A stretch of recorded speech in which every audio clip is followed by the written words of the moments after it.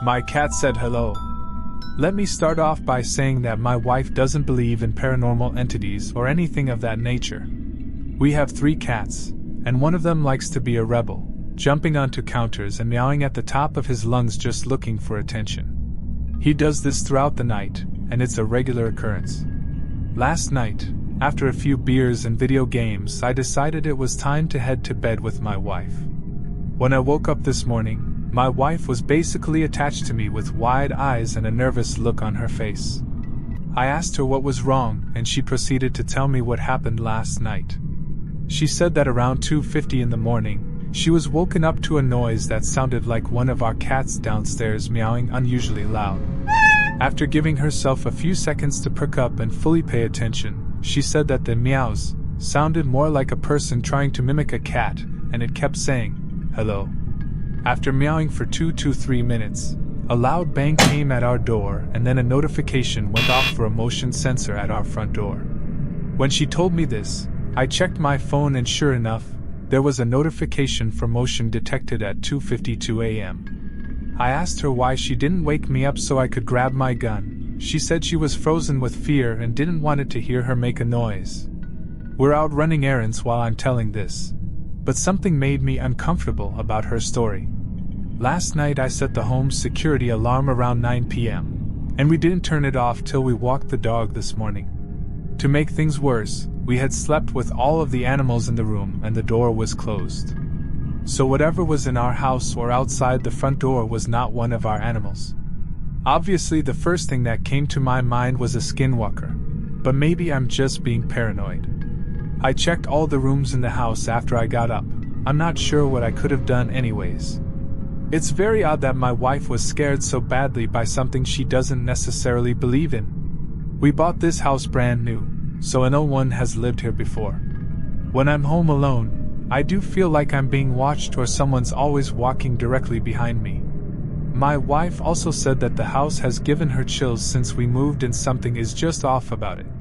We just got home and I went to hang up one of my shirts in the master bedroom closet when I noticed that the board that covers the attic access has been shifted a little.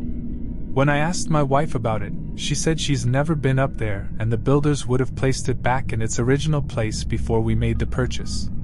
I'm genuinely getting anxious just thinking about what could be going on. Bobcats. For context, I live in the woods of southern West Virginia, deep in the Appalachian wilderness. I'm an hour and a half from any large city and another 30 minutes from the nearest Walmart. Needless to say, I'm in the middle of nowhere. Yesterday I came home to a strange feeling that I was being watched. I thought it might have been coyotes, so being the homesteader I am, I sat outside with my gun and LGD, livestock guardian dog, and waited for them to come for my chickens.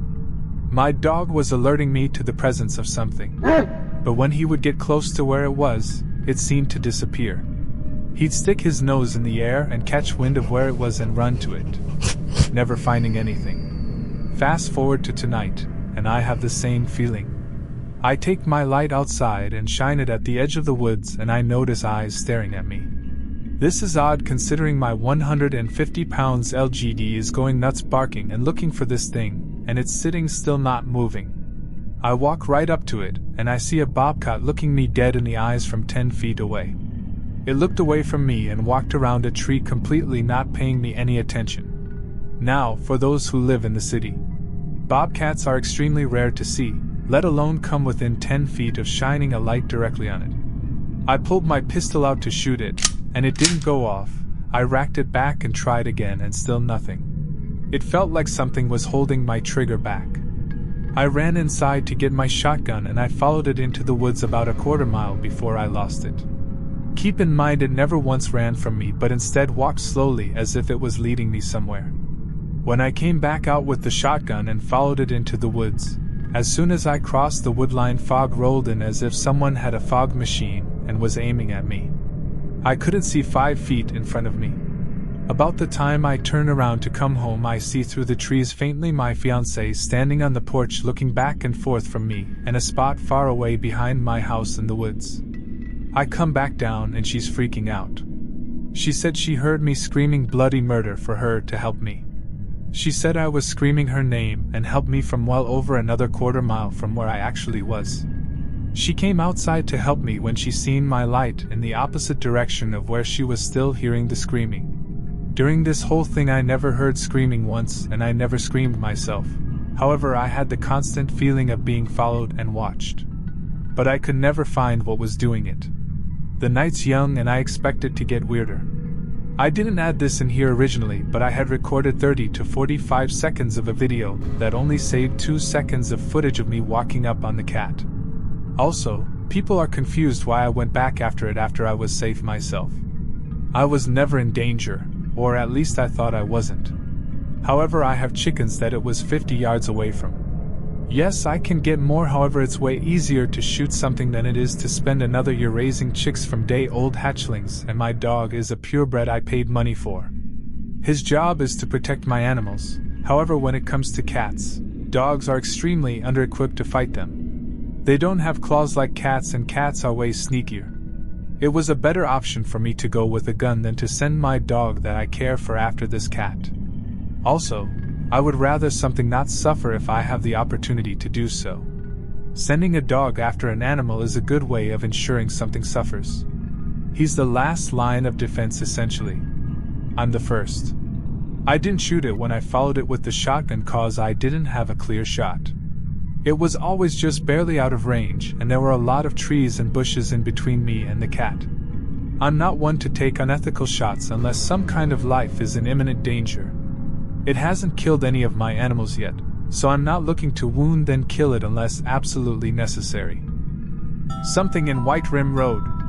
I was in a pit toilet outhouse on the White Rim Road in Utah. This is a 100-mile 4WD road. It gets lots of off-roaders and mountain bikers during the cooler months of the year. But I was there in July, when it was near 100 every day. I had been driving the road for 2 days.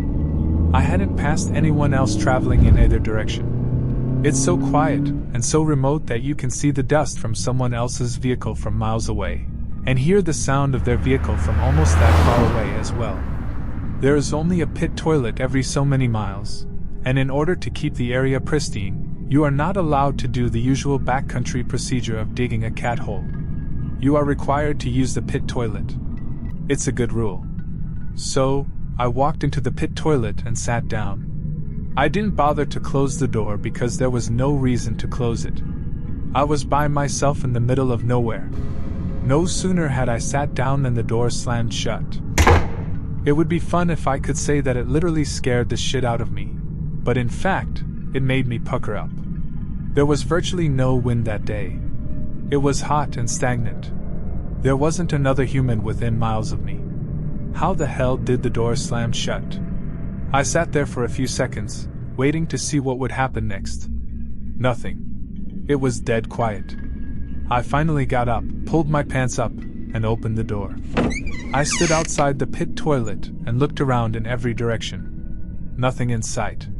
No humans, no vehicles, no creatures of any kind. Except one. About 25 yards away was a raven, sitting on a rock formation. It looked at me and cawed, then flew away. I think that raven may have been a skinwalker. That's who slammed the door shut.